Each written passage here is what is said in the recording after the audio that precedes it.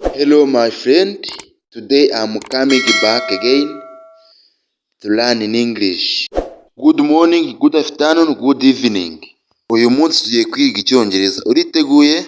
Today we are going to learn verb to be in continuous. Uyu munsi tugiye kwiga verb to be muri continuous. Verb to be mu bihe bikomeza. Are you ready? Let's start. Ikindi kintu udakwiye kwibagirwa niba uri mushya hano ni ugukora subscribe kugira ngo ujye ubona n'amasomo atandukanye. I'm eating lunch at 12 p.m. Y'amafunguro saa sita zuzuye. I'm cleaning my desk. Ndi gusukura ameza. I'm cleaning my desk. I'm helping my friend. I'm helping my friend. Ndi gufasha inshuti. I'm going to meeting. Ngiye mu nama. I'm going to meeting. I'm calling my mom. I'm calling my mom.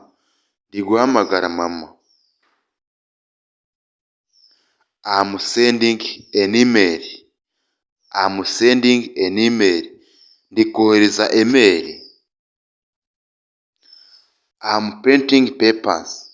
I'm printing paper. Ndi kwempurima impapuro. I'm studying English.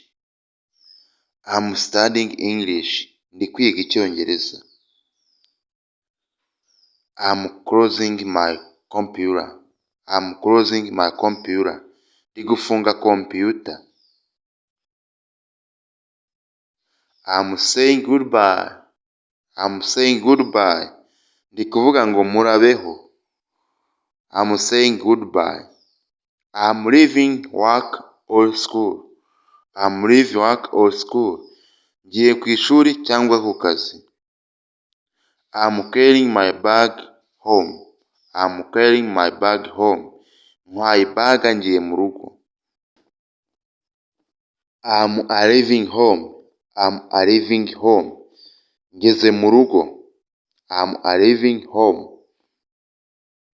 I'm taking off my shoes. I'm taking off my shoes.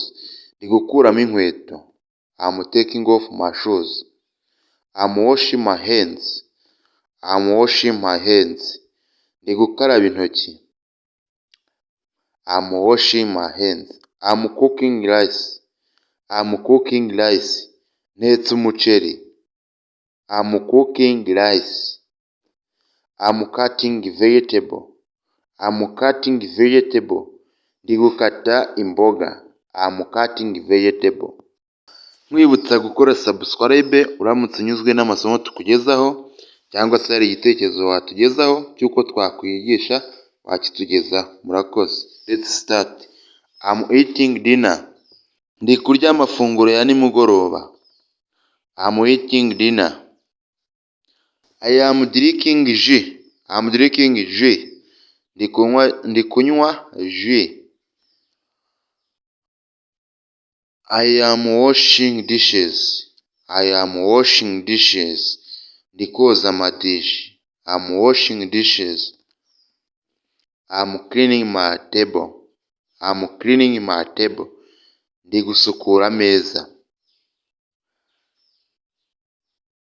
I'm taking out trash. I'm taking out trash. Ndi gusohora imyanda. I'm taking out trash. I'm watching TV. I'm watching TV.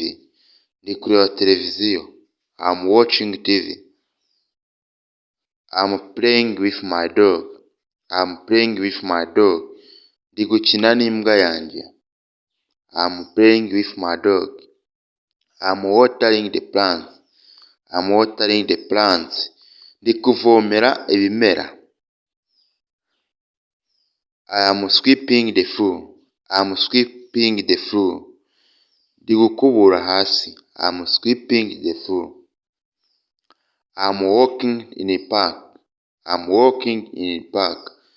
Ndi kugenda muri pariki. I'm walking in a park. I'm exercising at home. I'm exercising at home. ndi gukora imyitozo ngororamubiri mu rugo. I'm reading a book. I'm reading a book. Ndi gusoma ibitabo. I'm reading a book.